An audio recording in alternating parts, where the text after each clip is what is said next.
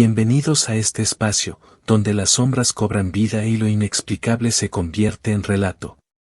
Déjanos en los comentarios desde donde nos estás escuchando. Sin más que decir, empecemos.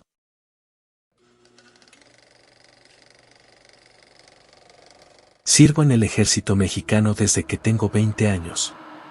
Mi nombre es Carlos y esto que voy a contar sucedió hace más de una década, cuando yo apenas tenía 2 años de servicio. Nunca lo he compartido públicamente, y no porque tema que me llamen loco, sino porque todo lo que pasó nos marcó tanto, que por años preferimos mantener el silencio. Sin embargo, ahora que estoy cerca del retiro y algunos de los que vivieron esto conmigo ya no están, siento que es momento de hablar. Ocurrió en 2011, durante un despliegue especial en una zona montañosa de Oaxaca, cerca del límite con Puebla. Nuestra misión era asegurar una ruta donde se habían reportado movimientos irregulares de personas armadas. El terreno era abrupto, lleno de veredas escondidas, cerros cerrados de niebla y pueblos que parecían haber quedado detenidos en el tiempo. Nos tocó montar campamento en una zona que, a simple vista, era ideal, una explanada cercana al Cerro del Trueno, como lo conocían los lugareños. Un par de casas de adobe a lo lejos y ningún signo inmediato de amenaza. Sin embargo, desde la llegada, notamos una incomodidad difícil de explicar. No era miedo, al menos no aún, sino una especie de presión en el pecho, como si algo nos mirara desde los árboles sin mover una rama. El sargento Padilla fue el primero en mencionar lo raro del ambiente. Dijo que al pasar por un tramo del sendero rumbo al cerro, escuchó como si alguien le hablara en un idioma que no entendía, apenas un susurro, pero con una carga pesada, molesta. Pensamos que eran cosas del estrés, pero no fue el único. A la segunda noche, uno de los soldados del grupo de vigilancia, el cabo Ruiz, pidió relevo antes de tiempo. Estaba blanco, con la mirada ida. Apenas hablaba. Dijo que había visto a un hombre parado entre los árboles, completamente quieto, mirándolo. No llevaba uniforme ni parecía campesino. Vestía algo parecido a un traje ceremonial, pero estaba sucio, cubierto de barro, con la cara oscura como si tuviera hollín. Lo más raro fue que, según Ruiz, no parecía tener ojos. Solo cuencas vacías. Pensamos en alucinación, en cansancio. Le dimos agua, lo mandamos a descansar. Pero en la madrugada siguiente, otro soldado juró haber visto lo mismo. Incluso disparó. Cuando corrimos, no había nada, pero sí encontramos marcas de pisadas en el suelo. Y no eran nuestras. No coincidían con las botas. Eran huellas descalzas, largas, profundas, como si alguien muy pesado caminara con una calma inquietante. Durante el día no pasaba nada. Pero al caer la noche, el ambiente se volvía denso, con una niebla que no correspondía a la estación. El tercer día, una patrulla que se había alejado un poco para revisar unas rutas regresó alterada. Habían llegado hasta una cueva al pie del cerro. Allí, según dijeron, encontraron restos de velas negras, figurillas de piedra con formas humanas deformadas, y lo que parecía una cruz de madera invertida clavada en el centro de un círculo de ceniza. Decidimos no volver. El capitán Luján ordenó que nos mantuviéramos cerca del campamento y evitáramos hacer recorridos nocturnos. Esa misma noche fue la primera vez que lo oímos. Un sonido seco, como de una flauta desafinada, provenía del bosque. Primero una nota larga, luego una corta, luego silencio. Y al minuto, una carcajada apagada, ronca. No sabíamos si venía de un solo punto o de varios. Las radios comenzaron a fallar. A veces se encendían solas y solo transmitían un zumbido leve, pero constante. Como si alguien soplara muy cerca del micrófono. Padilla, que llevaba más años que todos en servicio, empezó a cambiar. Caminaba de noche entre las carpas, murmurando. Una madrugada lo encontramos intentando escalar el cerro a oscuras, sin botas, con los pies llenos de espinas. Decía que el hombre sin ojos lo estaba llamando. No fue el único. En los días siguientes, uno por uno empezamos a soñar con lo mismo, una figura que nos observaba desde lo alto, desde una peña que sobresalía del cerro y que lentamente comenzaba a bajar. Nunca hablaba, solo extendía la mano hacia nosotros. En el sueño no podíamos movernos. Por protocolo, solicitamos traslado, pero por razones logísticas nos informaron que debíamos mantener posición 3 días más. Durante ese tiempo, las noches se volvieron insoportables. Escuchábamos pasos cerca de las carpas, voces imitando nuestras órdenes, y en una ocasión una sombra atravesó el campamento sin que nadie pudiera identificarla. La peor noche fue la sexta. La niebla era tan espesa que no podíamos ver más allá de 1 metro. El sonido de la flauta se hizo constante, sin pausas. Padilla desapareció esa noche. Su litera estaba vacía y no había señal de que alguien hubiera forzado nada. Solo sus botas quedaron en la entrada de la tienda. En la mañana, salimos a buscarlo. Lo encontramos en la peña. Estaba de pie, descalzo, con los brazos abiertos. Parecía vivo, pero no respondía. Cuando nos acercamos, vimos que tenía los ojos completamente en blanco. La piel fría. No parpadeaba. Lo bajamos como pudimos. Al llegar al campamento, despertó como si no hubiera pasado nada. Solo dijo una frase que ninguno olvidará: nos está probando. Esa mañana nos ordenaron retirarnos. Ya no era decisión nuestra. Algo había llegado a oídos de los mandos en Oaxaca. Al parecer, no éramos el primer destacamento en tener problemas en esa zona. Nos fuimos en silencio. En los años siguientes, algunos seguimos en contacto. Padilla se retiró poco después. Ruiz se dio de baja voluntaria. 2 de los compañeros fallecieron en situaciones no relacionadas, pero curiosamente, ambos reportaron sueños repetitivos antes de morir. Uno de ellos, en su diario personal, escribió que el hombre del cerro venía por él. Yo todavía sueño con esa flauta. No siempre, pero cuando la escucho, sé que algo se aproxima. Y lo peor es que aún no sé qué fue lo que encontramos realmente allá arriba. Después de nuestro retiro del cerro, todo el tema fue tratado con una frialdad institucional que no hacía justicia a lo que habíamos vivido. No hubo interrogatorio formal, solo una solicitud de reporte, escueto y sin detalles. El capitán Luján nos ordenó no incluir nada que no fuera verificable por pruebas físicas. Eso dejó fuera casi todo. Quedó en papel que hubo problemas con radios, niebla densa y fatiga generalizada. Nada más. Padilla fue evaluado por el área médica en Oaxaca. Según el diagnóstico, sufrió un episodio disociativo provocado por estrés. Le dieron licencia médica por 6 meses y después solicitó su retiro. Pero eso no fue lo que más nos inquietó. Unos meses después, ya en otro destacamento, uno de mis compañeros, Gómez, me buscó con una cara que no olvidaré nunca. Había ido por curiosidad a revisar los reportes del operativo en los archivos digitales del batallón. Lo que encontró fue inquietante: nuestro despliegue aparecía con otros nombres en la lista. No los nuestros. Otro grupo, con diferente personal, diferente fecha. Como si hubieran reemplazado la información. Y lo más raro, las coordenadas de ubicación no coincidían del todo. El lugar registrado estaba a unos kilómetros de donde realmente montamos campamento. El Cerro del Trueno no figuraba en ninguna parte. El nombre del sitio estaba marcado como zona C5, no accesible. Intentamos preguntar al teniente de logística, pero solo nos dijo que a veces, por razones de seguridad nacional, se modifican ciertos datos para operaciones sensibles. No fue una respuesta oficial, solo un comentario en voz baja. Pero nos bastó para entender que aquello que vivimos no fue ignorado, sino cubierto.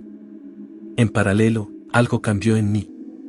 Soñaba con el cerro, pero no solo con la figura del hombre sin ojos.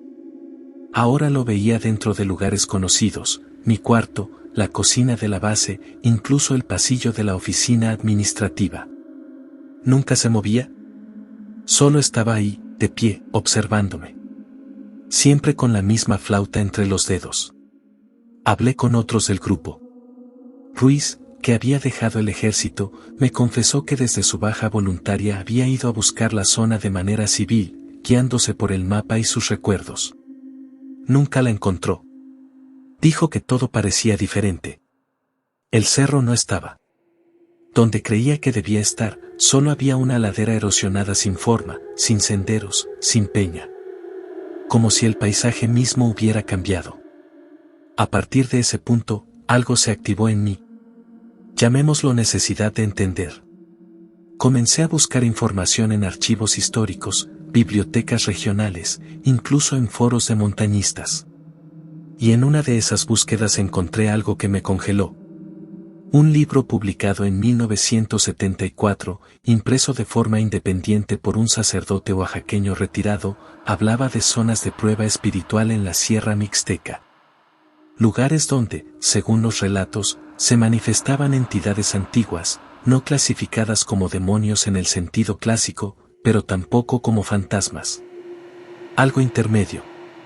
Las descripciones eran vagas, pero se referían a un observador que se presentaba como un hombre alto, cubierto de polvo, sin ojos y con una flauta rota. Decía que esta figura era conocida por algunas comunidades como el Ajcol Nojota, una palabra de origen mixe que, según el autor, se traducía como el que mide desde lo alto. Lo que me perturbó no fue solo la coincidencia con nuestra experiencia. Fue leer que esos lugares eran utilizados antiguamente por algunos grupos para determinar la pureza espiritual de los líderes comunitarios. Quien pasaba la prueba podía guiar. Quien no, simplemente desaparecía. Comencé a cuestionar si Padilla fue elegido por alguna razón. O si todos nosotros fuimos expuestos como parte de algo que desconocíamos. La frase que dijo al volver, "nos está probando", cobraba un peso distinto ahora. No compartí estos hallazgos con todos. Solo con Gómez, y más tarde con otro compañero que, al escucharme, rompió en llanto. Me confesó que, en uno de sus últimos sueños, había aceptado tomar la flauta de manos del hombre. Desde entonces no ha vuelto a dormir. Han pasado 13 años desde aquella misión en Oaxaca. De los 11 que estuvimos allí, solo quedamos 6 con vida. 3 murieron por causas naturales, según los reportes. Otro desapareció en Sinaloa, su cuerpo nunca fue encontrado. Uno más, Gómez, murió hace poco en un accidente doméstico, aunque quienes lo conocían aseguran que en sus últimas semanas se comportaba de manera errática, aislado, hablándose a sí mismo. Lo hallaron tirado junto a una grabadora que, según su esposa, sonaba aunque no tenía pilas. Nadie la revisó oficialmente. No estoy diciendo que todos murieron por culpa de lo que vimos en el cerro, pero es imposible no notar un patrón. A los que estuvimos allí nos siguió algo. No a todos con la misma fuerza, no de la misma forma, pero esa figura no fue solo una visión pasajera. Nos marcó. Hace unos meses, ya viviendo cerca de Pachuca, recibí una llamada de Padilla. No hablábamos desde hacía años. Sonaba tranquilo, como si ya supiera que yo iba a contestar. Me dijo que ahora vivía en un pueblo pequeño en Chiapas, donde se dedicaba a la agricultura y la carpintería. Que había aprendido a vivir en silencio. Usó esa expresión, vivir en silencio. Le pregunté, casi sin pensarlo, si aún soñaba con el hombre. Hubo un largo silencio al otro lado. Luego me respondió que ya no. Pero no porque lo hubiera olvidado, sino porque ya lo había aceptado. Según él, resistirse era lo que lo mantenía cerca, lo que lo alimentaba. No supe cómo responder. Me sentí incómodo. No con él, sino con lo que implicaba su respuesta. Le pregunté si seguía teniendo la flauta. Otra pausa. Dijo que nunca la tuvo físicamente, pero que, en sueños, la aprendió a tocar. Que eso fue parte de la prueba. Después de colgar, me quedé varios minutos en el pasillo de mi casa, viendo hacia la ventana, como si esperara verlo. Esa noche soñé que caminaba por una peña similar a la del cerro, pero esta vez, al llegar al borde, no había nadie. Solo el sonido de una flauta, lejana, triste, como una llamada sin urgencia. Como si no fuera mi turno aún. Desde entonces, Me obsesioné con encontrar más sobre el Ajkol No-Jota. Busqué antropólogos, cronistas regionales, incluso intenté contactar a descendientes de comunidades mijes, pero el nombre parecía desvanecerse cuando se trataba de buscar fuentes confiables. Todo lo que había eran fragmentos, leyendas sueltas, y un patrón que me comenzó a inquietar más que todo lo anterior. En distintas zonas montañosas del país, se reportaban apariciones similares. Hombres sin rostro, sonidos de flautas, campamentos militares con incidentes inexplicables. Siempre en regiones elevadas. Siempre en zonas poco accesibles. Empecé a pensar que el Ajkol No-Jota no estaba atado a un solo cerro. Que tal vez no era una entidad territorial, sino un fenómeno que se manifestaba donde se abría la oportunidad. Y que nosotros, como militares, llegábamos a esos lugares con una arrogancia que nos hacía vulnerables. En uno de mis últimos intentos, viajé a una comunidad al norte de Oaxaca, donde logré hablar con un anciano que, aunque no conocía el nombre, entendió la descripción de inmediato. Me dijo que eso que yo describía no era un espíritu ni un brujo. Era algo que el mundo había olvidado, una presencia antigua que permanecía en lugares donde el aire todavía tiene memoria. Me habló de un concepto que no había oído antes, lugares que conservan intención. Espacios donde las decisiones humanas se imprimen con más fuerza. Me dijo que los hombres como yo, que cargaban armas y órdenes, a veces eran vistos como amenazas por esa memoria del lugar. Antes de despedirse, el viejo me entregó un pedazo de obsidiana con un símbolo tallado. No era religioso. Era un signo de paso, según él. Me dijo que si alguna vez volvía a soñar con el cerro, lo llevara en la mano, sin miedo. No para defenderme, sino para que entendieran que yo ya sabía. Desde entonces, el sueño ha vuelto solo una vez. Y esta vez, al llegar a la peña, la figura estaba sentada, como esperando. No me habló. Solo tocó una nota. Una sola. ¿Y se desvaneció? No creo que todo esto tenga una explicación lógica. Pero sí creo que hay cosas que no buscan hacernos daño. Solo buscan que sepamos que están ahí. Y que a veces, lo más peligroso no es lo que vemos, sino lo que se nos revela cuando insistimos en ver más allá.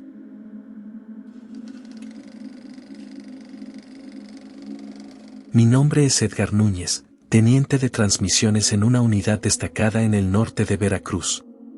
Esta historia no es fácil de contar, no porque me dé miedo, sino porque involucra algo que nunca supe si fue una falla técnica o algo mucho más grave. Algo que quizás no estaba destinado a ser oído por nosotros. Todo comenzó en 2007, cuando nos trasladaron a una zona rural conocida como Loma Prieta.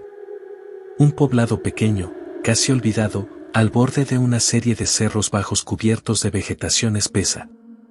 La misión era sencilla en papel, establecer un puesto de comunicaciones para apoyar a unidades de reconocimiento que operaban en los alrededores. No se trataba de combate directo, sino de mantener la red funcionando en una región con poca cobertura. Nos asignaron un módulo portátil con equipo de radio de largo alcance. Éramos 5 en total, yo, el cabo Benítez, los soldados Lozano y Vargas, y un operador civil de apoyo técnico llamado Hugo, joven, inteligente, con conocimientos en electrónica más avanzados que los nuestros. Los primeros días fueron tranquilos. Establecimos conexión con la base, montamos la antena y comenzamos a registrar las transmisiones habituales. Pero al tercer día, alrededor de las 2:17 de la madrugada, la radio se activó sola. Yo estaba dormido, pero Benítez estaba en turno. Dijo que escuchó una serie de pulsos, muy bajos, casi imperceptibles. Luego, una voz. No era una voz clara. Sonaba como si estuviera atrapada entre estática. Decía algo parecido a coordenadas, pero con palabras extrañas, como si mezclara náhuatl con números en español. Al principio pensamos que era interferencia. Sin embargo, lo raro fue que la transmisión no venía de ninguna frecuencia conocida. Hugo trató de rastrear el origen, pero no había datos. Era como si se tratara de una señal local, pero sin fuente. La noche siguiente, lo mismo. Y luego una más. Cada vez más fuerte, cada vez más nítida. En una de esas transmisiones, Vargas creyó oír su nombre. Dijo que escuchó claramente: Luis Vargas, está cerca. Lo dijo con una cara pálida, como si le hubieran soplado al oído. Intentamos grabar la señal. Hugo logró capturar un fragmento. Lo reprodujimos varias veces, pero al tercer intento, el archivo se corrompió. Todo el disco duro se borró. Él no pudo explicarlo. Lo revisó durante horas. No había virus, ni fallas físicas. Solo estaba vacío. Fue entonces cuando descubrimos que no éramos los primeros. Un anciano del pueblo, al enterarse de que estábamos teniendo problemas con la radio, nos buscó una tarde. No era muy hablador, pero dejó claro que lo que estábamos oyendo no era nuevo. Dijo que durante la década de los 80, un grupo de topógrafos del gobierno había instalado un sistema de medición en el mismo cerro donde pusimos nuestra antena. Nunca regresaron. Sus equipos fueron hallados, pero sin rastros de ellos. Y lo más extraño, el único archivo que quedó en su computadora contenía un audio que nadie supo interpretar. Solo se oía una especie de lamento distorsionado. Como si alguien se estuviera hundiendo en el agua, pero sin burbujas, sin aire. Pensamos en superstición. Pero cada noche la señal se hacía más insistente. Cambiaba de frecuencia sola. A veces saltaba a bandas que no debían recibir nada. Una noche oímos lo que parecía una transmisión militar antigua, con claves ya en desuso, propias de los años 70. Lo raro fue que, en una de ellas, se mencionaba nuestra ubicación actual como un punto de extracción. Pero eso nunca fue parte del plan de nuestra misión. Hugo comenzó a obsesionarse con la señal. Decía que no era solo ruido, que había patrones, que alguien estaba tratando de comunicarse. Que usaban una modulación vieja, preguerra fría. Una tecnología que no debería estar activa. Una madrugada, lo encontramos de pie, con los ojos abiertos, frente al radio. No respondía. Solo estaba ahí, completamente inmóvil. Cuando por fin reaccionó, dijo algo que ninguno de nosotros entendió, pero que lo dejó temblando. No deberíamos haber sintonizado eso. Después de aquella noche en que encontramos a Hugo inmóvil frente al radio, algo cambió en el ambiente. Ya no se trataba solo de una interferencia. Las transmisiones se volvieron más frecuentes, pero también más específicas. Ya no eran pulsos ni frases fragmentadas. Ahora se escuchaban nombres, fechas, incluso frases completas, pero habladas con un tono metálico, como si se tratara de una grabación muy vieja. Una de las frases que se repitió durante varias noches fue equipo Sierra Alfa, con firme extracción. Nosotros no éramos Sierra Alfa, pero la ubicación que daban coincidía exactamente con nuestra posición en Loma Prieta. Pensamos en una vieja operación militar, tal vez clasificada, cuyos datos habían quedado atrapados en la atmósfera, repitiéndose como un eco. Pero eso no explicaba por qué los nombres coincidían con los nuestros. Lozano estaba cada vez más inquieto. Decía que oía voces incluso cuando la radio estaba apagada. Voces que lo llamaban desde el monte, que lo instaban a subir al punto más alto del cerro. Una noche desapareció por varias horas. Lo encontramos a unos 50 metros de la antena, de pie, con los ojos cerrados, murmurando números. Cuando le preguntamos qué hacía, solo dijo que estaba esperando instrucciones. Benítez y yo decidimos revisar la zona. Subimos al cerro con lámparas y armas. Nada parecía fuera de lugar. Hasta que encontramos un claro, oculto por ramas y piedras, donde alguien había enterrado algo. La tierra estaba removida recientemente. Cavamos y hallamos una caja metálica sellada, como las que se usan para proteger equipos electrónicos sensibles. Dentro había una grabadora militar antigua y una hoja escrita a mano, casi deshecha por la humedad. La nota decía: la señal no viene del aire. Viene de abajo. No traten de responder. Solo escuchen y váyanse. La grabadora tenía una cinta aún funcional. Al reproducirla, oímos una voz conocida. Era Hugo. Lo más desconcertante fue que la grabación era vieja, claramente deteriorada, como si hubiera sido hecha muchos años antes. Pero Hugo había llegado con nosotros hacía menos de una semana. ¿Cómo era posible? La voz decía, esta es la última prueba. Si pueden oírme, no busquen el origen. Solo desconecten todo. Quemarlo no funciona. Enterrarlo, sí. No escuchen después de la tercera señal. No despierten al que duerme bajo la piedra. Cuando bajamos con la caja, Hugo nos esperaba. No nos preguntó qué habíamos encontrado. Solo dijo, ahora ya saben. Ese fue el último día que funcionó el equipo. La radio dejó de emitir señales. La antena parecía intacta, pero no recibía nada, ni siquiera el canal base. El módulo quedó en silencio. Esa noche soñé con un cuarto subterráneo. En el centro había una mesa con radios antiguos, todos encendidos, transmitiendo al mismo tiempo. La señal era constante, y yo sabía que si alguno dejaba de sonar, algo despertaría. Al día siguiente, pedimos relevo inmediato. No hubo necesidad de explicar demasiado. Reportamos fallo general en el equipo y síntomas de desorientación. La oficialidad aceptó sin mucho trámite. 2 días después, otro grupo tomó nuestra posición, pero según me enteré por un amigo, ese equipo fue reubicado antes de cumplir una semana. Nunca se mencionó oficialmente. Nunca apareció en informes públicos. Pero algo pasó. Hugo desapareció del mapa. Nunca más supe de él. No figuró en el listado de contratistas civiles, ni en el archivo de personal técnico. Pregunté a varios mandos, y la respuesta siempre fue vaga. Solo estuvo unos días. No tenemos más registros. Lozano pidió baja voluntaria. Dijo que ya no quería estar cerca de ningún tipo de aparato electrónico. Se mudó a Chiapas y comenzó una vida completamente distinta, sin electricidad.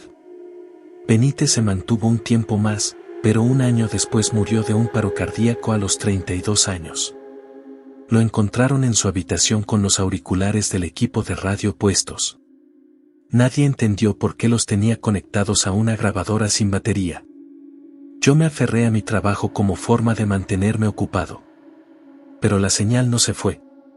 A veces, en ejercicios de campo, escuchaba fragmentos familiares en los canales oficiales, coordenadas, nombres que no correspondían a la operación actual, claves que ya no estaban en uso. Una vez, en un curso de transmisiones en Puebla, durante una demostración de espectro abierto, uno de los aparatos captó una secuencia de audio que reconocí de inmediato. Era la misma modulación que escuchábamos en Loma Prieta. Nadie más la notó. Fingí no oírla, pero por dentro, sentí la misma presión en el pecho que sentí en aquel cerro.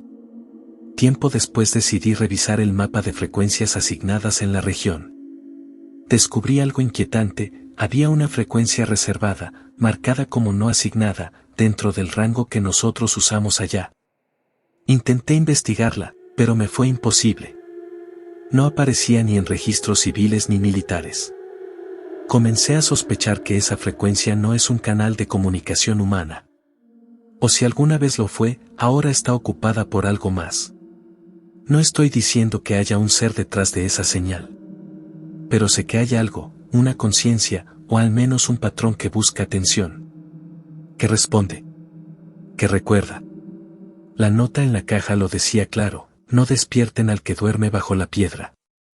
Nunca supimos si era literal. Pero desde entonces he tenido una imagen constante en sueños, una piedra enorme, tallada con símbolos, en medio de un cuarto de tierra, rodeada de radios encendidos, todos sincronizados. Todos sosteniendo un silencio tenso. Y cada vez que sueño con eso, me despierto justo antes de que suene la tercera señal. La frecuencia sigue activa. No sé si alguien más la escucha. Pero si alguna vez lo haces, no respondas. No intentes grabarla. No hagas preguntas. Solo desconecta el equipo y aléjate.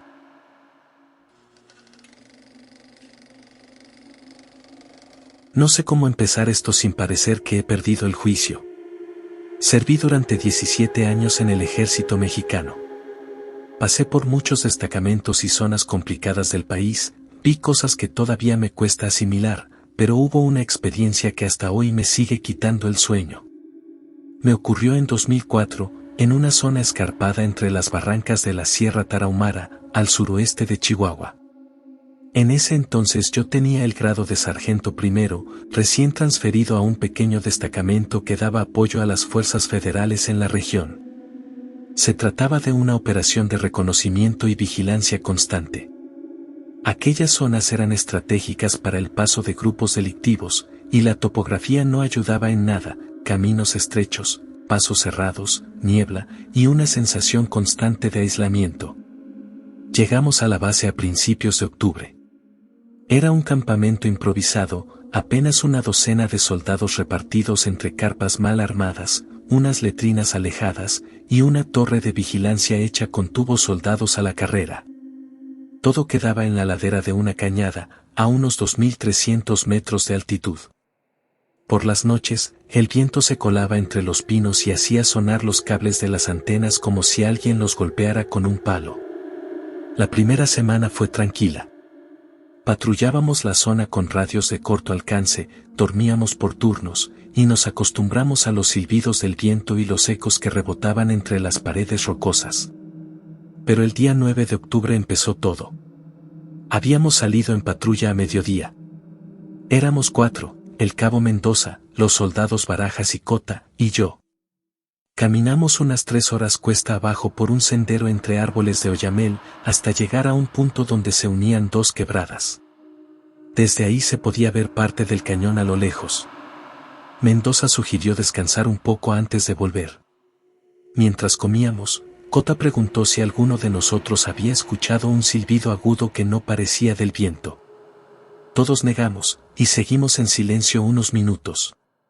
De regreso, Mendoza se adelantó un poco para marcar el ritmo. Iba concentrado, pero de pronto se detuvo en seco. Nos hizo seña de silencio y apuntó hacia la derecha. Entre los árboles, a unos 40 metros, vimos lo que parecía ser una silueta blanca. No era una persona normal. Estaba de pie, sin moverse, sin rostro, envuelta en algo que parecía un rebozo largo. Nadie se atrevió a hablar. Mendoza alzó su arma, pero no disparó. Lo que fuera esa figura, se esfumó de golpe, como si el viento la deshiciera. Pensamos que el cansancio nos estaba afectando. Subimos sin decir palabra, más atentos que nunca. Esa noche, ya en el campamento, nos quedamos despiertos más tiempo de lo normal. Mendoza no dejaba de mirar al bosque. Alrededor de las 3 de la madrugada, uno de los soldados de guardia vino a buscarnos. Dijo que desde la torre había escuchado silbidos que no eran naturales. Subimos a revisar. Yo mismo los escuché, un tono agudo, sostenido, como si alguien intentara imitar el viento, pero demasiado rítmico para ser casual. Cada silbido duraba lo mismo, y se repetía con una pausa exacta de 5 segundos. No era animal, ni humano, o al menos no uno cuerdo. Al día siguiente, Mendoza amaneció con fiebre y una mirada perdida. No quería hablar, no comía. A mediodía pidió permiso para retirarse del destacamento. El teniente a cargo lo envió de regreso al cuartel más cercano con 2 escoltas. Lo extraño fue que, cuando se marchaban, Mendoza se detuvo en la entrada del campamento, miró hacia el bosque y murmuró algo como "ella viene por mí". Nunca supimos a qué se refería. Lo siguiente ocurrió en la patrulla de relevo. Cota y Barajas salieron en reconocimiento hacia el mismo punto donde habíamos visto la silueta. Iban bien armados y con radio. Pasaron 3 horas y no se reportaron. Intentamos comunicarnos varias veces sin éxito. Salimos a buscar los 4 soldados y yo. Cuando llegamos al lugar, encontramos las mochilas tiradas, las armas en el suelo y un rastro de huellas que no tenía sentido. Las de Cota y Barajas daban vueltas sin dirección clara. Como si hubieran estado caminando en círculos. Luego se detenían, y aparecían otras huellas, descalzas, más pequeñas. No había señales de lucha, ni sangre. Los buscamos hasta el anochecer. Regresamos sin ellos. Esa noche, el campamento fue invadido por un silencio que no era normal. El viento había cesado por completo, y sin embargo, los silbidos continuaban. Ahora eran más cercanos. A las 3 en punto de la madrugada, escuchamos gritos. Bajamos a la torre corriendo. En medio del claro, vimos a Barajas, solo, en ropa interior, con los pies llenos de lodo. Lloraba como un niño. Lo subimos y lo cubrimos con mantas. Tardó horas en hablar. Lo que nos dijo no tenía sentido del todo, pero repetía una frase: la mujer del barranco no quiere que bajemos. Según él, una mujer vestida de blanco lo seguía en el bosque. No tenía rostro, solo un hueco oscuro. Decía que escuchaba voces que no eran de este mundo, que alguien le hablaba desde las piedras. Cota nunca apareció. El teniente dio la orden de replegarnos. Barajas fue trasladado en helicóptero a una unidad médica. Yo acompañé el reporte oficial, pero omití muchos detalles. En el cuartel nos dijeron que seguramente habían consumido algo del entorno, algún hongo alucinógeno o similar. Pero yo conozco a mi gente. Ninguno de esos hombres haría algo así. Semanas después volví a la zona como parte de otra operación. Al pasar por la ladera, reconocí el claro donde vimos la figura. Me detuve. El silencio era absoluto. Cerré los ojos y, por unos segundos, volví a escuchar el mismo silbido agudo. Pero esta vez no había viento. Nunca me asignaron oficialmente de nuevo a esa zona, pero por un ajuste de rotación y una baja médica en la compañía, terminé regresando a la Sierra Tarahumara a finales de diciembre de ese mismo año. No me negué. Parte de mí quería respuestas, aunque no lo admitía abiertamente. No era el mismo destacamento, sino otro más al norte, pero la geografía era igual: pinos altos, cañadas profundas, pasos de roca y un silencio que pesaba. Los mandos locales me recibieron bien. El capitán encargado del nuevo destacamento me preguntó si ya conocía la zona. Respondí que sí, aunque omití decir dónde había estado exactamente. El nuevo destacamento estaba en una zona llamada el Rincón del Alazán, a unos 40 kilómetros en línea recta del primer campamento. Lo curioso es que varias personas del pueblo más cercano, una ranchería dispersa entre cerros, nos advirtieron sobre ciertas cosas que era mejor no mencionar en voz alta. No lo decían con miedo, sino con resignación. Como si hablar del tema despertara algo. En una ocasión, un anciano de la comunidad se acercó mientras descargábamos víveres. Me preguntó si alguien había silbado en la noche. Me quedé quieto. No había escuchado nada en ese momento, pero su forma de preguntarlo me hizo sentir que no se refería a un silbido cualquiera. Le dije que no. Él asintió, pero luego murmuró algo que me dejó helado: si lo escuchan 3 veces seguidas y al mismo ritmo, no respondan. Nunca respondan. Pasaron varios días sin incidentes. Patrullábamos con normalidad, en binomios, y manteníamos los radios activos. Era una rutina que ya conocía. Sin embargo, una noche de guardia, mientras hacía ronda entre las torres perimetrales, escuché el silbido. Era el mismo tono. Agudo, constante, con pausas exactas. Se repetía con una precisión que el viento natural jamás tendría. Volví a tener esa sensación de estar siendo observado desde dentro del bosque. Le avisé al soldado que me acompañaba. Dijo que también lo escuchó, pero no quiso acercarse a investigar. Esa madrugada los perros del destacamento, 2 que nos acompañaban desde el cuartel, se echaron bajo el camión y no salieron ni cuando se les llamó para la comida. Al día siguiente decidí revisar los archivos del puesto. Pedí acceso a los reportes de incidentes y recorrí lo que pude del registro histórico del área. Encontré algo peculiar: en 1982 hubo un caso similar registrado por otro pelotón que patrullaba una zona cercana. Reportaron haber visto figuras blancas entre los árboles y haber escuchado lo que describieron como voces en el viento. El informe fue clasificado como alteración sensorial por fatiga. 2 soldados fueron retirados por crisis nerviosas. Uno de ellos, según el expediente, desapareció semanas después en otra asignación. Las coincidencias eran demasiadas. Pasaron unos días sin novedades, hasta que una noche un joven soldado de nombre Elías despertó a los gritos. Compartía carpa con dos compañeros que dijeron que empezó a hablar dormido, pero en una lengua que nadie reconocía. No era rarámuri, tampoco náhuatl ni español. Era algo gutural, como si intentara imitar sonidos que no se podían articular bien. Elías no recordaba nada. Al contrario, dijo que había soñado con una mujer cubierta con un rebozo largo, que lo llamaba por su nombre desde lo profundo de un barranco. Aseguraba que la voz no salía de su boca, sino desde sus huesos. Que la podía sentir resonar en las costillas. El capitán ordenó mantenerlo en vigilancia. Le asignaron tareas ligeras, pero no se le relevó del destacamento. La siguiente noche, Elías desapareció. No había señales de escape, ni huellas claras. Solo su rifle, descargado, a un lado de la carpa, y sus botas junto a la litera. Organizamos una búsqueda. Rastreamos durante 12 horas.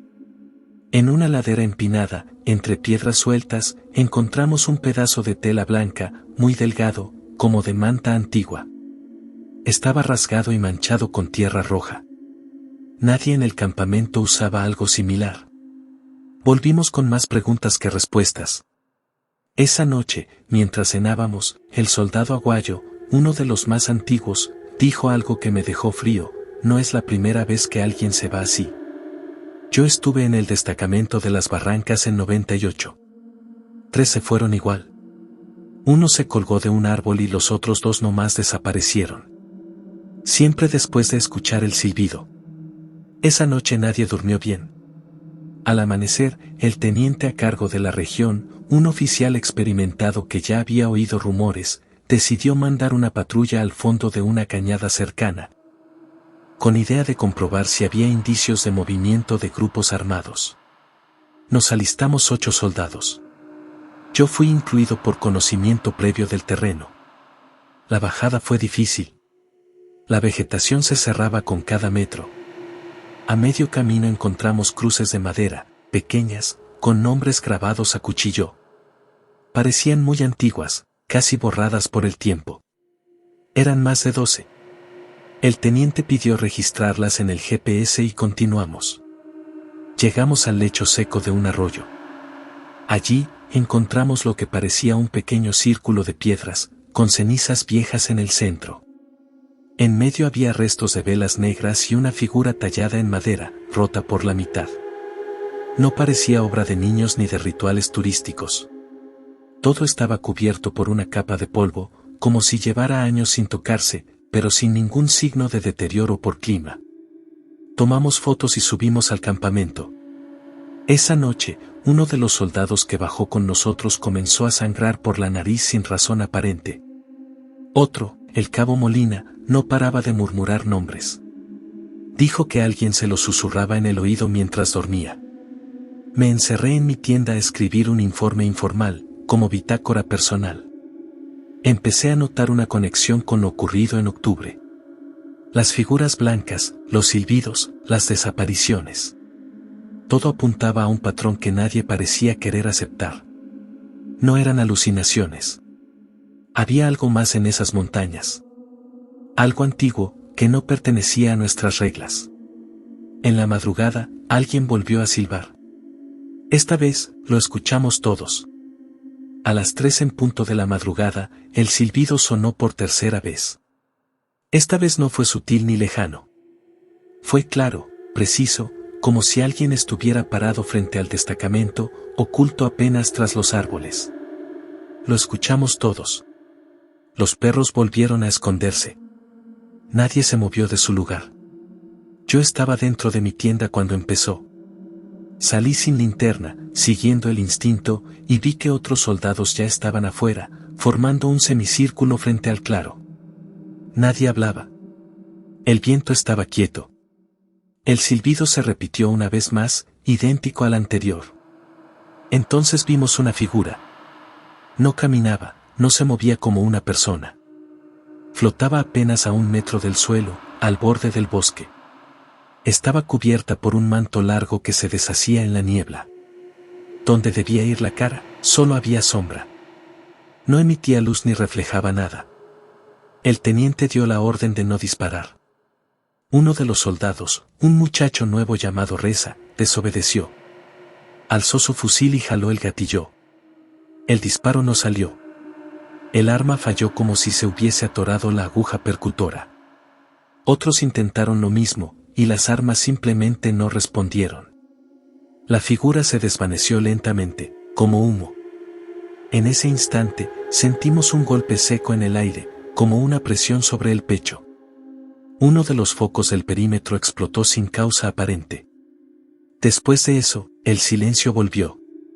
A la mañana siguiente, Reza fue encontrado en su catre con los ojos abiertos, inmóvil, como si no hubiese dormido. Seguía respirando, pero no reaccionaba. Lo evacuaron en helicóptero y hasta donde supe, nunca volvió a hablar. La autoridad decidió desactivar el puesto semanas después. No se hizo público, pero los rumores en el cuartel decían que hubo más reportes similares de otras unidades en la región. Los archivaron como situaciones no hostiles con afectación psicológica colectiva. Al volver al cuartel, me entregaron una copia de los reportes médicos de los involucrados. Algunos presentaban síntomas sin diagnóstico claro, insomnio crónico, migrañas constantes, alteraciones de percepción. Nadie quiso seguir indagando. Con el tiempo investigué por mi cuenta. Hablé con algunos ancianos de la zona.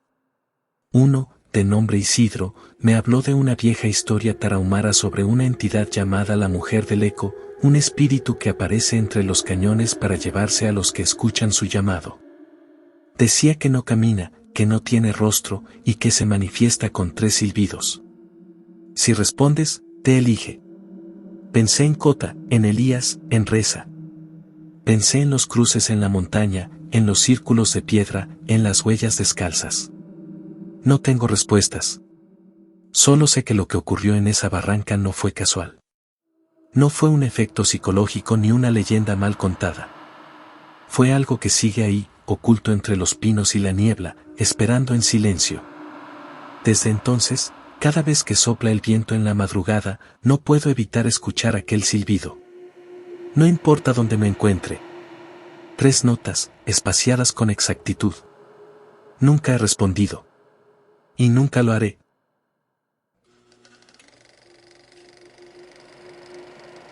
Me llamo Néstor Garzón. Serví 19 años en el Ejército Nacional. Me licencié hace poco más de una década, pero hay recuerdos que uno no puede archivar en el baúl del pasado. Algunos no salen en los partes de operaciones, ni se comentan en los círculos de veteranos. Se quedan ahí, como una picazón en la nuca, algo que uno prefiere no rascar. Esto me ocurrió en 2003, en una región boscosa del sur del país, cerca de la frontera con Putumayo. Era una zona complicada, con fuerte presencia de grupos armados ilegales, cultivos ilícitos y poblaciones desplazadas. Había operaciones casi a diario. Y entre tanto conflicto, empezaron a correr rumores entre la tropa. Nos decían que la selva ahí no era como en otros lados. Que en algunas quebradas, si te detenías a beber agua solo, no volvías. Que en ciertos claros, si uno dormía con la cabeza hacia el río, amanecía como sin alma, con la mirada ida. Al principio, creíamos que era parte del folclore que se inventa la tropa para pasar el rato. Pero en el pelotón donde me asignaron, varios de esos cuentos tenían nombres, fechas y apellidos. En septiembre de ese año, nos enviaron a un sector conocido como la Cuchilla de los Cajones. Un terreno escarpado, lleno de vegetación espesa y quebradas profundas. El nombre no aparece en los mapas, pero los habitantes de la zona lo usan desde hace generaciones.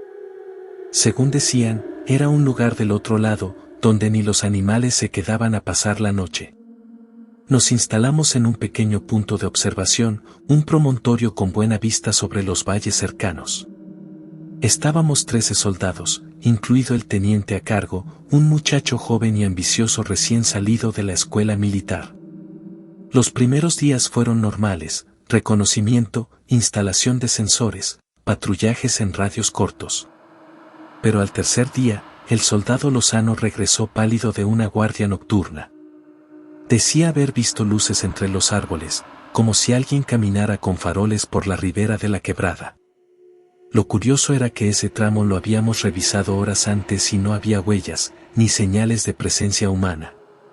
La noche siguiente, el cabo Suárez también reportó haber escuchado voces bajas cerca de su puesto.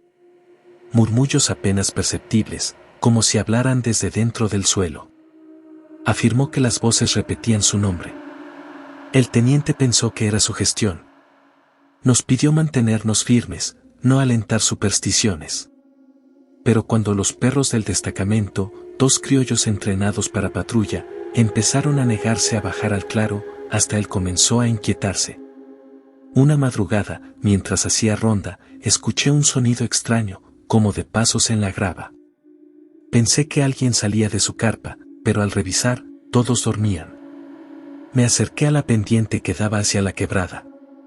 Allí, entre los árboles, vi una silueta encorvada, moviéndose lentamente.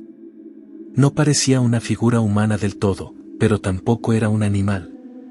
Caminaba con las rodillas torcidas, como si le doliera cada paso, pero avanzaba con dirección clara. Cuando intenté alumbrarla con la linterna, no reflejó nada. Solo sombra. La reporté, pero nadie más la vio. Esa misma noche, un soldado de apellido Cáceres se extravió al ir al baño. Lo encontramos al amanecer, a más de 2 kilómetros del puesto, descalzo y cubierto de barro. Decía que una mujer le había hablado desde el agua. Que lo llamó con la voz de su madre. Cáceres no volvió a patrullar. Fue evacuado por razones médicas. En el informe oficial se anotó como episodio de desorientación por fatiga. Pero nosotros sabíamos que había algo más. El teniente decidió organizar una patrulla hacia el nacimiento de la quebrada. Queríamos descartar la presencia de alguna estructura escondida o de campamentos ilegales. Partimos al amanecer con 6 hombres, entre ellos yo. El ascenso fue difícil. La vegetación era espesa, el aire denso, cargado de humedad. Al llegar al punto alto de la quebrada, encontramos algo extraño, un claro completamente limpio, como si alguien lo barriera todos los días. En el centro, una piedra grande, lisa, con marcas grabadas a cuchillo, símbolos que no supimos interpretar, pero que parecían cruces torcidas, espirales, y una figura con cuernos. Uno de los soldados, Arias, dijo haber visto a una mujer pasar entre los árboles mientras tomábamos fotos. Nadie más lo vio, pero él insistía. Al volver al campamento, comenzó a tener fiebre. Por la noche deliraba, decía que la mujer lo estaba esperando bajo el agua. Al día siguiente, mientras revisábamos las fotos, nos dimos cuenta de algo más inquietante. En una de las imágenes de la piedra, al fondo, apenas visible entre la niebla, aparecía una figura oscura, alargada, con brazos desproporcionados y una cabeza que no parecía humana. No había estado ahí cuando tomamos la imagen. O al menos, nadie la vio. Esa noche, la quebrada dejó de sonar. No hubo murmullo de agua, ni canto de ranas, ni zumbido de insectos. Solo un silencio profundo, denso. Y al filo de la madrugada, una voz, clara, nítida, se escuchó desde la ribera. No era grito, ni eco. Era una voz femenina, muy suave, que dijo 3 veces un solo nombre. No el mío, no el de nadie en el destacamento. Un nombre que ninguno conocía, pero que todos escuchamos al mismo tiempo. Después de aquella madrugada, el ambiente en el destacamento cambió. No era miedo común, sino algo más primitivo. Como si algo invisible hubiera entrado con nosotros desde el claro de la quebrada. Nadie hablaba mucho. La comida sabía rara. El aire se sentía espeso incluso sin lluvia. El soldado Arias, que había visto a la supuesta mujer en el monte, no mejoró. No tenía fiebre ni otros síntomas físicos, pero se negaba a dormir. Decía que si cerraba los ojos, la escuchaba acercarse, mojada, con los pies arrastrando hojas. Una noche, lo encontramos orando en voz baja, con las manos cubriéndose los oídos. Repetía, no le respondas, no le respondas. El teniente ordenó limitar las salidas. Solo se patrullaba en binomios y de día. Aún así, los animales del monte habían desaparecido. Las trampas que colocábamos amanecían intactas. Ni una ardilla, ni una serpiente. La selva parecía vacía. Pasaron 3 días sin novedad, hasta que el cabo Suárez reportó haber encontrado huellas alrededor del campamento. Eran pequeñas, como de niño descalzo, pero se hundían profundo en el barro. Al seguirlas unos metros, se detenían de golpe, sin rastro de regreso. Esa noche, mientras hacíamos ronda, el teniente y yo escuchamos de nuevo la voz. Esta vez no venía de la quebrada, sino desde detrás del campamento. Era la misma voz suave, femenina, pronunciando ese nombre extraño. Cuando el teniente alumbró con su linterna, vimos algo cruzar entre los árboles. No era una persona. Era una sombra alta, de movimientos lentos, que se deshacía entre los troncos. No disparamos. Nadie dijo nada. Volvimos a las carpas y amanecimos sin hablar. El teniente decidió evacuar a Arias. Le pidió a 2 soldados que lo escoltaran hasta el punto de extracción. Salieron a media mañana. Se esperaba que regresaran esa misma tarde. Pero pasaron las horas y no volvieron. A las 5, uno de ellos apareció corriendo por la vereda. Estaba solo, con el uniforme rasgado y los ojos fuera de sí. Dijo que Arias había empezado a hablar solo en un idioma que no conocía, y luego se lanzó al agua. El otro escolta lo había seguido, pero algo los jaló. No supo explicarlo. Solo gritaba que el agua lo tragó. Lo sacamos del puesto esa misma noche. El teniente, después de hablar con el comando superior, nos ordenó replegarnos a una base más segura. Nos tomó casi 2 días empacar y salir. Nadie discutió. Al recoger el equipo, notamos que las huellas pequeñas estaban otra vez alrededor del campamento, pero ahora formaban un círculo. En el centro, alguien había dejado una piedra blanca, tallada con el mismo símbolo espiral que vimos en la quebrada. Yo la envolví en una tela y la llevé conmigo, sin decir nada. Tenía la intuición de que encontrar su origen podía ayudar a entender lo que habíamos visto. En la base, ya en zona más tranquila, pedí permiso para revisar archivos de la región. Nada oficial. Pero un sargento viejo me habló de historias parecidas, recogidas en años anteriores. Había reportes de soldados que hablaban solos, de figuras femeninas entre la niebla, de sonidos que llamaban por nombres inexistentes. Una vez, dijo, encontraron a un suboficial ahogado en una quebrada seca. La garganta llena de agua, pero el lecho sin corriente. Cuando le mostré la piedra que traje, el viejo se persignó y se fue sin decir una palabra. Desde entonces, he investigado por mi cuenta. Algunas comunidades indígenas del sur hablan de entidades ligadas a los ríos. Espíritus femeninos que custodian ciertos nacimientos de agua. No son necesariamente malas, pero castigan al que entra sin permiso. No sé si eso fue lo que nos pasó. Pero cuando escuchas una voz desde el agua que pronuncia un nombre que no es el tuyo, algo en el cuerpo se te queda frío para siempre. No regresamos al destacamento. El capitán ordenó que hiciéramos campamento más abajo, cerca del río. Nadie objetó. Dormimos por turnos esa noche, pero ni el canto de los grillos ni el murmullo del agua fueron suficientes para ocultar los susurros que aún parecían arrastrarse entre las ramas.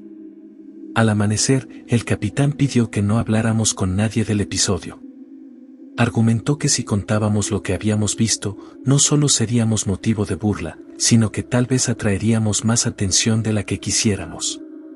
Nadie lo discutió. Pasaron los días y regresamos al batallón.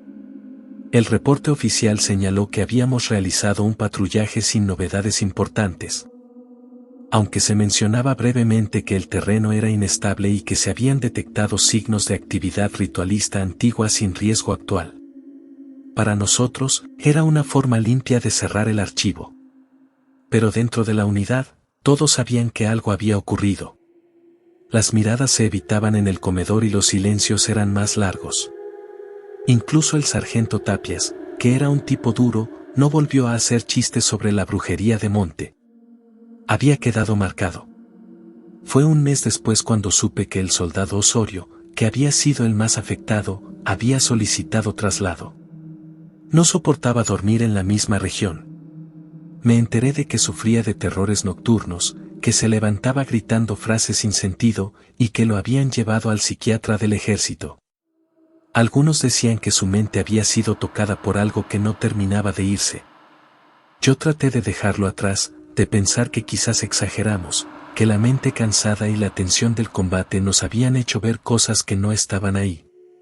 Pero entonces, 2 años después, cuando ya no estaba en la zona, encontré una mención sobre ese mismo cerro en un viejo libro sobre rituales indígenas del sur del país. Hablaba de un sitio al que llamaban la Garganta del Diablo. Decía que ahí se hacían ofrendas para abrir el paso entre este mundo y la boca que sangra tierra. Describía dibujos tallados en piedra con formas similares a las que vimos, rostros partidos, ojos ciegos, y un altar que debía mantenerse oculto porque, según la creencia, atraerlo al mundo visible traía desgracias. La coincidencia era demasiada. Mandé una carta al capitán. Quería saber si él también había investigado. Su respuesta fue breve: no vuelvas a escribir sobre eso. Te lo digo por tu bien. No insistí. Hoy, muchos años después, ya retirado, puedo hablar de esto sin sentir el mismo escalofrío. Pero algo en mí cambió para siempre. A veces me despierto pensando que hay algo que dejamos abierto allá arriba, algo que nos vio y que nos dejó ir no por piedad, sino porque estaba seguro de que el monte, tarde o temprano, nos llamaría de nuevo. No sé si eso llegará a pasar. Pero evito los bosques cerrados, y jamás enciendo una fogata sin mirar antes a mi alrededor. Porque aprendí que hay lugares en Colombia donde la tierra no solo es hostil por la guerra. A veces, es la misma montaña la que guarda sus propias batallas. Y esas no se ganan con armas.